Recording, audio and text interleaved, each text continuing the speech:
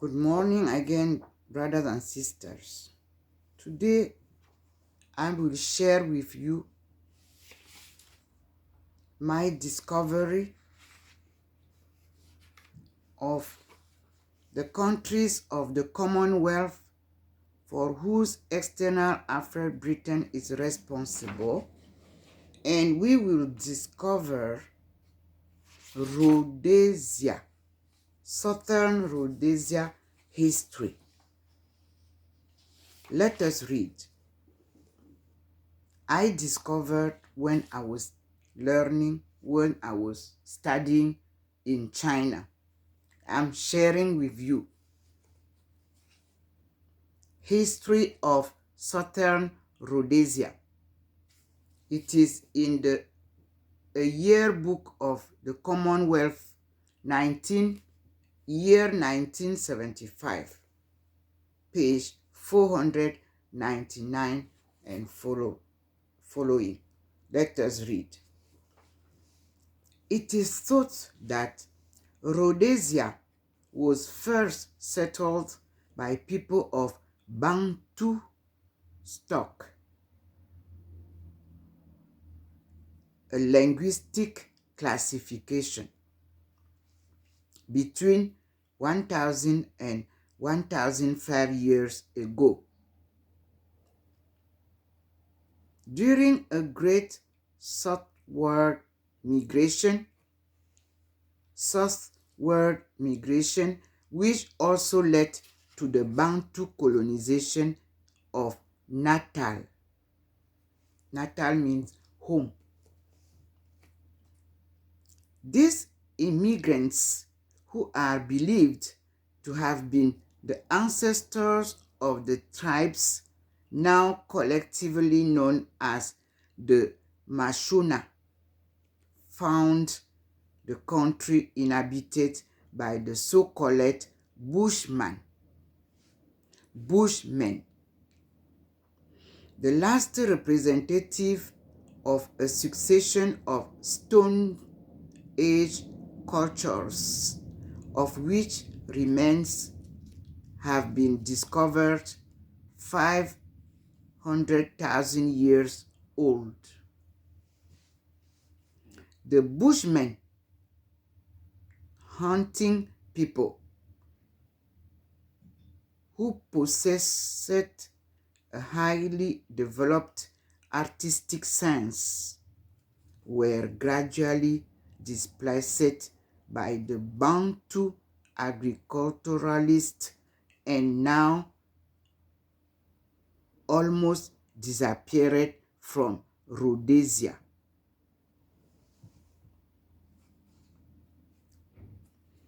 The second great movement of Bantu people into Rhodesia occurred in 1830 or 1830, when offshoots of the Bantu who had reached Natal and who had by then combined to form the Zulu nation moved northwards.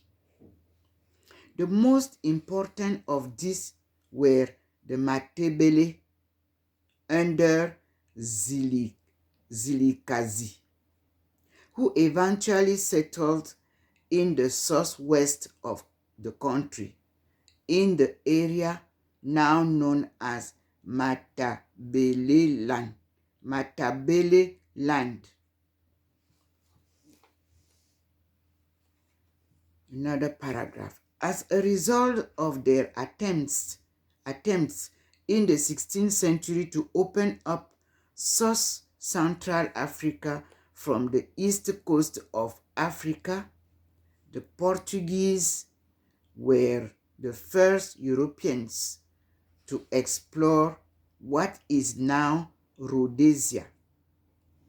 In 1514, Antonio Fernandez reached the region of QQ or Kiki and nearly half a century later, the Jesuit priest Gonzalo da Silveira reached Mount Fura, where he was murdered after visiting and baptizing the so-called Emperor Monomatapa.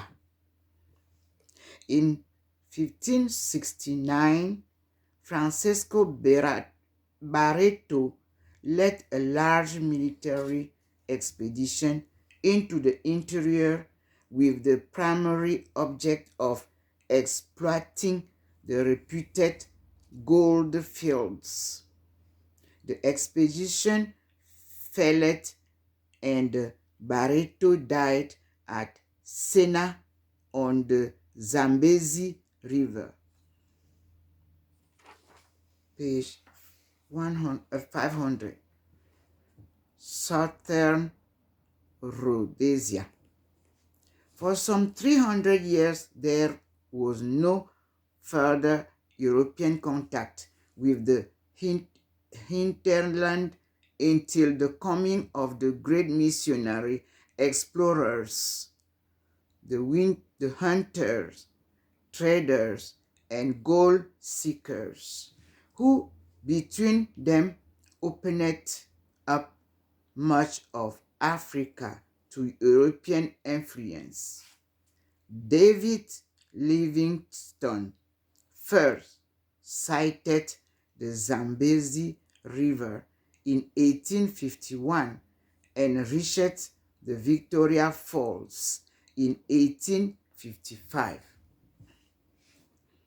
In 1857, the missionary Robert Moffat visited Nzilikazi in Matabele land, and this led to establishment in 1861 of the first mission to the Matabele by the London Missionary Society.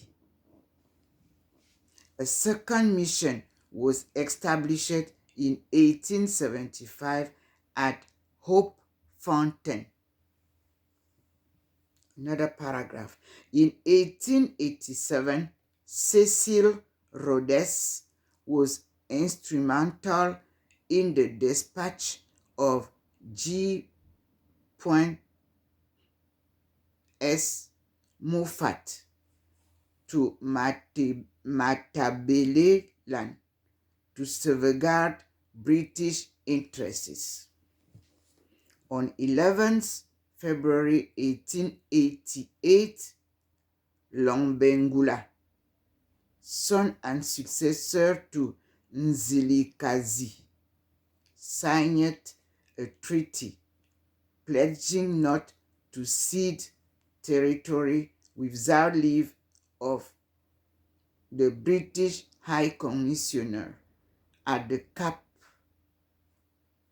Later in the same year, on 3rd October, Lobengula granted the rude concession over the minerals in his kingdom.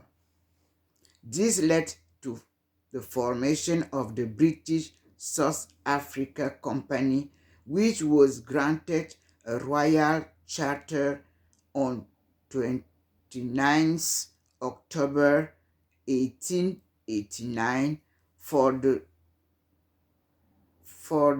purpose of promoting trade, commerce, civilization, and good government in the region of Southern Africa, lying immediately to the north of British Bechuana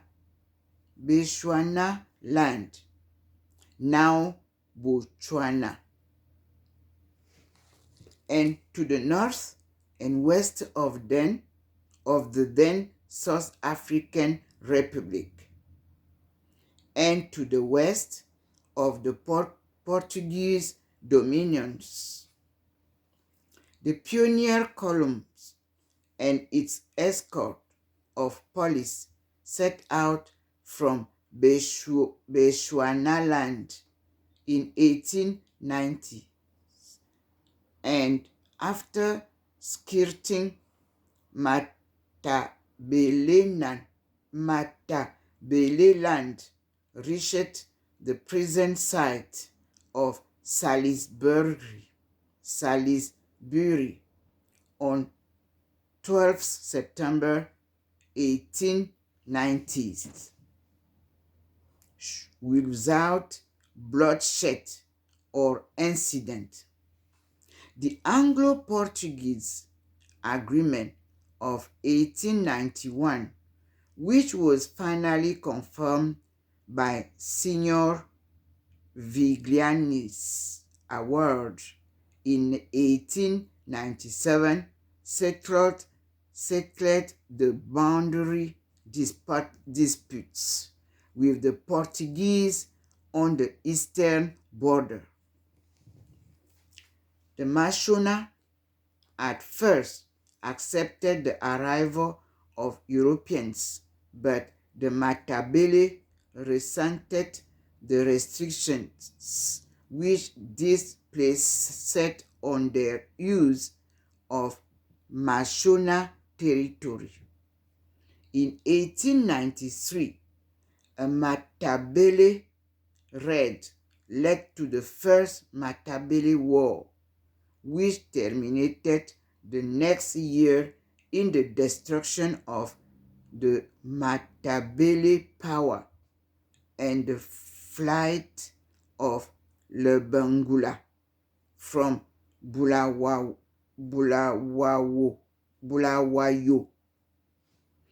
Okay. Matabele land then came under the Chartered Company's civil administration.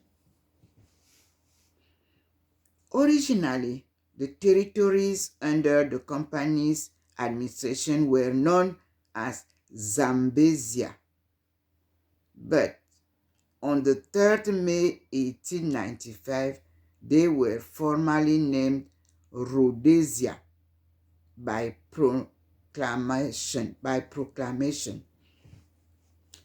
Okay. The Second Matabele War broke out in 1896, due partly to the effects of drought and cattle disease, and partly to resentment at the defeat in 1893. The war ended in August 1896 when Cecil Rhodes and a small party met the Matabele leaders in the Matopos Hills near Bulawayo and arranged a settlement.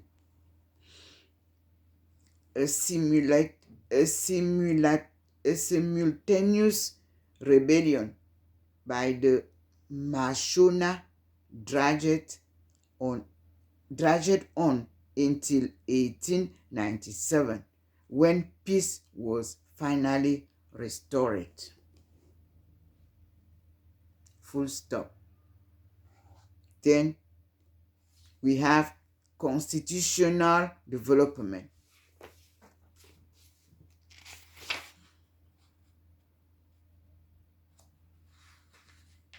Then we have constitution. The legal constitution is after.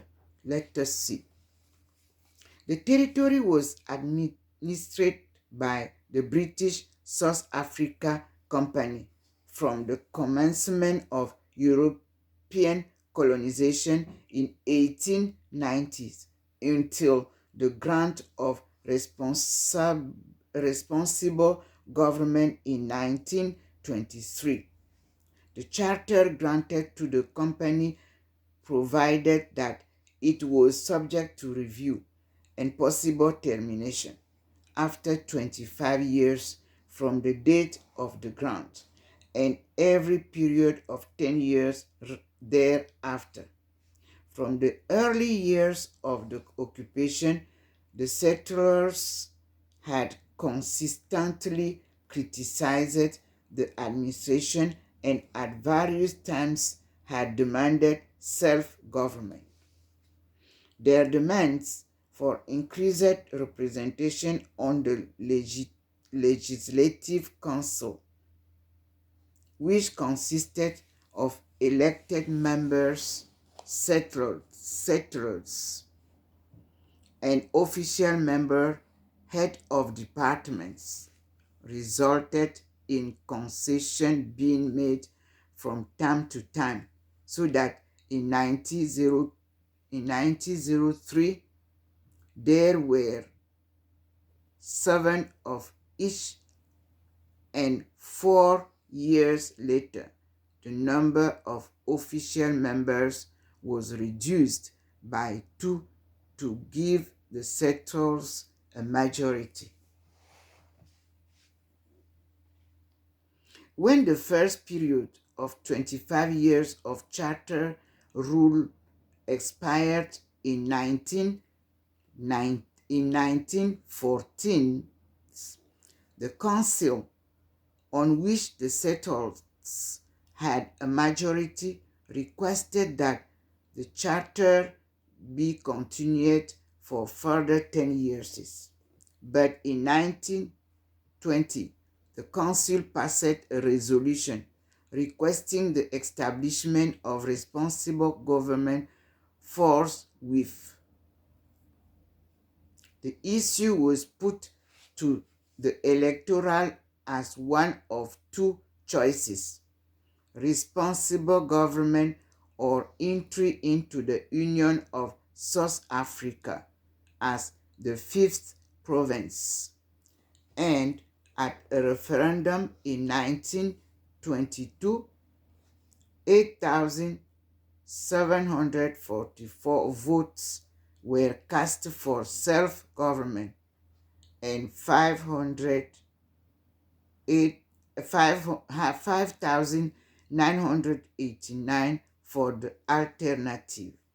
After the 1922 referendum, Southern Rhodesia was formally annexed to His Majesty's dominions as a colony on 12 September 1923.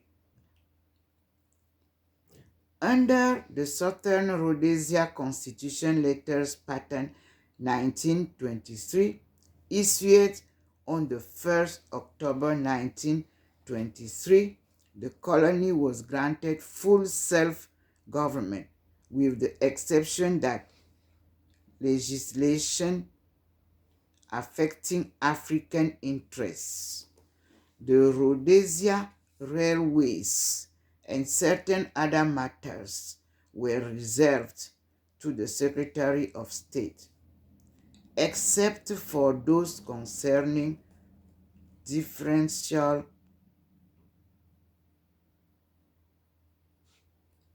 legislation. Legislation affecting the African population. This reservation fell away in time so far as internal affairs were concerned. The British government conducted formal international relations on behalf of Southern Rhodesia. Commonwealth relations, trade relations, and the relation with colonial territories in Africa were mainly conducted by the Southern Rhodesian government direct. As a result of a series of conferences held in 1951, 1952, and 1953 on the closer association of Southern Rhodesia, Northern Rhodesia, now Zambia, and Nyasaland, now Malawi, a draft federal scheme was prepared, setting out the detail of the constitution of a federation of Rhodesia and Nyasaland. This was the subject of a referendum in southern Rhodesia in April 1953, when it was approved by 25,570 votes to 14,279. In the same month, the proposals were approved in the legislative councils of Northern Rhodesia and Nyasaland. The federation subsequently came into existence on the 3rd September 1953, when certain powers hitherto exercised by the Southern Rhodesian government were transferred to the federal government, though the actual process of transfer took some months to complete. The most important power transferred in this way were defense, the regulation of commerce and industry, immigration, health, European education, and European agriculture. The main function which continued to be exercised by the territorial government were African administration, education and agriculture, local government and housing, police and internal security, industrial relation, land, roads, mining and irrigation. In 1959, the Southern Rhodesian government proposed to the British government that the Constitution of Southern Rhodesia should be revised with a view to transferring the Southern Rhodesia the exercise of the powers vested in the British government. After consultations between the two governments, a constitutional conference was convened in London in December 1960 under the chairmanship of the Secretary of State for Commonwealth Relations. The conference adjourned after procedural meeting and resumed in Salisbury from 30th January 1961 to 7th February 1961. Okay. Proposal for a new constitution based on the conclusions of the Constitutional Conference were published in June 1961 in two white papers, CMND 1399 and 1400. Okay. At a referendum of the Southern Rhodesia electoral held in July 1961, the proposals were approved by 42,004 votes in favor to 21,846 votes against. In November 1961, Parliament of Westminster passed the Southern Rhodesia Constitution Act, which authorized Her Majesty to grant a new constitution to Southern Rhodesia by order in council. The new constitution was brought into force by the Southern Rhodesia government in November 1962. The Federation of Rhodesia and Nyasaland was dissolved on the 31st December 1963. The Southern Rhodesian government on 1st January 1964 resumed the power which had been transferred to the federal government in 1953. On 11 November 1965, the Rhodesian Prime Minister, Mr. Ian Smith, and his ministerial colleagues purported to declare Rhodesia independent. In the face of the illegal action, the Queen, acting through her representative, the governor, dismissed them from office, and the British Parliament passed the Southern Rhodesia Act 1965. See below. The approach of the British government toward the problem of granting independence to Rhodesia has throughout been governed by certain basic requirements.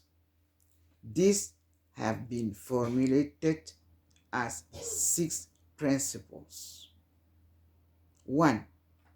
The principle and intention of unimpeded progress to majority rule, already enriched in 1961 Constitution, will have to be maintained and guaranteed. 2. There will also have to be guarantees against retrogressive amendment of the Constitution. 3. There will have to be immediate improvement in the political status of the African population. 4. There will have to be progress towards ending racial discrimination. 5. The British government will need to be satisfied that any basis proposed for independence was accepted to the people for Rhodesia as a whole. 6. It will be necessary to ensure that, regardless of race, there was no oppression of majority by majority or of majority by majority. Successive British governments have made clear their desire for a just and honorable settlement on this basis of these principles.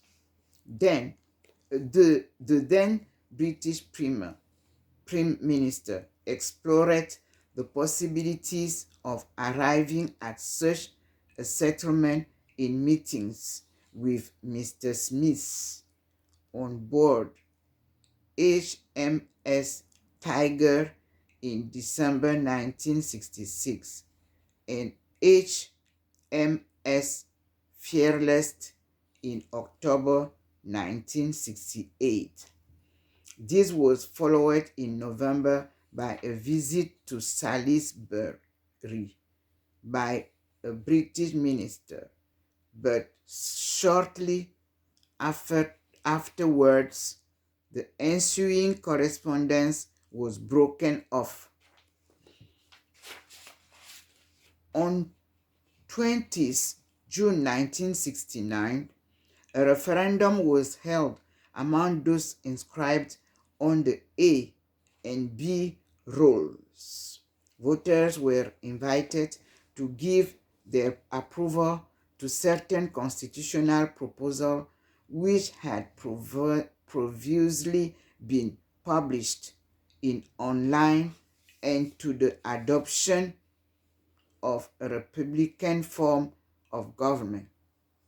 There was an 80% poll, of which 82% voted in favor of a republican form of government, while 73% favored amendment of the constitution on the lines proposed. On 24th June 1969, the Foreign and Commonwealth Secretary announced to the House of Commons that the governor, with the full agreement of Her Majesty's government in the United Kingdom, had sought the Queen's permission to resign, and that this had been granted. In addition, he announced the withdrawal of the British residual mission from Salisbury and the closing of Rhodesia House in London, both of which took effect on 14th July 1969. On 2nd March 1970, Parliament of Rhodesia was dissolved, and the Republican Constitution, which the illegal regime had purported to enact, was brought into force. The then Foreign and Commonwealth Secretary told the House of Commons that this further illegal act in no way affected the constitutional position. Rhodesia remained part of Her Majesty's dominions. In November 1970, the Foreign and Commonwealth Secretary sent an exploratory message to Mr.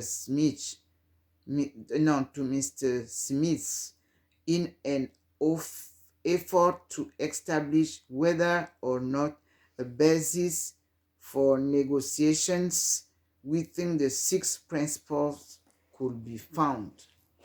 During the next 12 months, emissaries and officials visited Rhodesia on 5 occasions, and 24th November 1971 proposals for a settlement were signed in Salisbury by the Foreign and Commonwealth Secretary and Mr. Smith.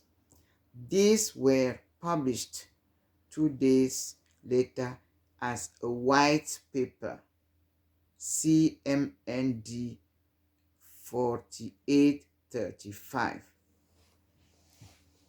In order to fulfill the terms of the fifth principle, a commission was appointed under the chairmanship of Lord Pierce, a former British Lord of Appeal in Ordinary, to conduct a test of acceptability. The commission spent 2 months touring Rhodesia extensively to explain the proposal and to find out whether they were acceptable to the Rhodesian people as a whole. The Commission's report was presented to the Foreign and Commonwealth Secretary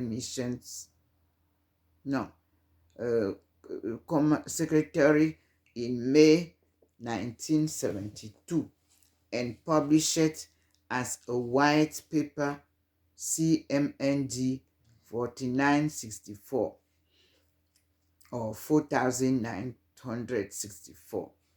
The Commission European, the Commission reported that though the proposals were acceptable to the great majority of Europeans, the majority of Africans rejected them, and they were not acceptable to the people of Rhodesia as a whole as basis for independence. The British government accepted the findings of the report and did not implement the proposals. They called on the Rhodesians themselves of all races to try to reach agreement on a basis for independence. The proposals were left on the table as a basis for further discussion. There were subsequent occasional talks between the Rhodesian authorities and African led by Bishop Abel Muzurewa, which made little progress. A major new move towards settlement took place in late 1974 as a result of talks in Lusaka between the various African nationalist movements and the Rhodesia officials. Mr. Smith announced the release of detained African leaders and their followers in return for a guerrilla ceasefire in border areas, and that both sides had agreed to constitutional talk without preconditions. Despite setback, example, the detention by Mr. Smith of the Reverend Ndabaningi Sitole, leader of ZANU. African and European leaders met in early 1975 to discuss the modality of the conference. Then we have the Constitution.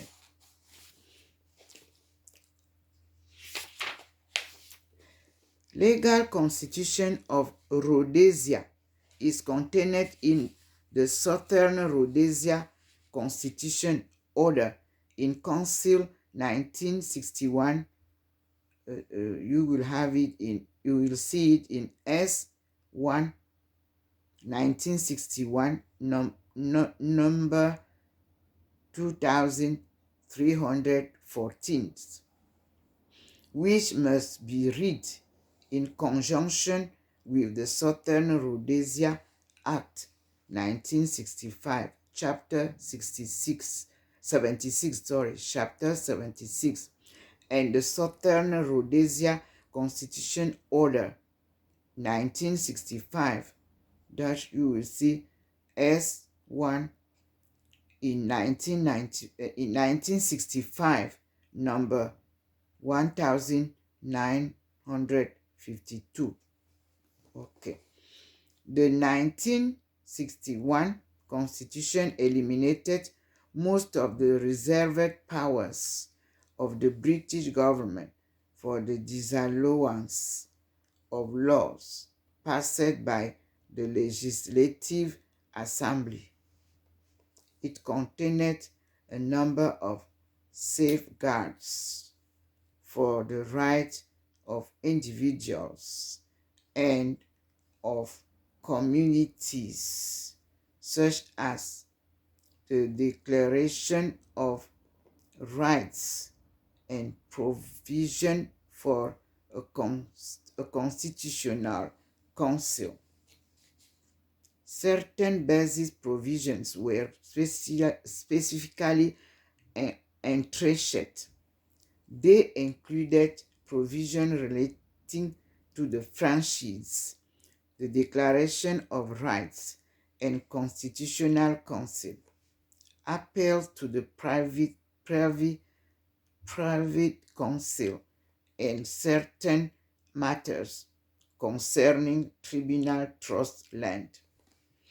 Following the illegal declaration of independence, the British government passed the Southern Rhodesia Act 1965, which declares that Southern Rhodesia continues to be part of Her Majesty's dominion and that the government and parliament of the United Kingdom continue to have responsibility on and the